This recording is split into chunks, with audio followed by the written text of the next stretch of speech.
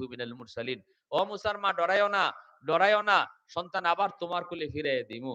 ফেরাউন আমার সাথে চ্যালেঞ্জ হইছে, চ্যালেঞ্জটা আমি আল্লাহ একটু কঠিন করতেছি।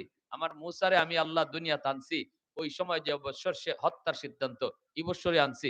এখন জল্লাদ আইতে পারে, আইয়া তোমার তল্লাশি করতে পারে, তেনেও বাচ্চারে গাঙ্গ বাসায় দিলাও। নদী কোনো ক্ষতি করতো না, পানিতে ডুবতো না, কারণ পানি কার কথা শুনে? সকলে কয় না, পানি আগুন কার কথা শুনে? এখন দেখা যায় পানিতে বাসায় দিয়েছেন, পানি ডুবে না। আর মুসানবীর বোন নদীর ফারে ফারে যাইন, আর মুসানবীর নদীর পানিতে বাসুন।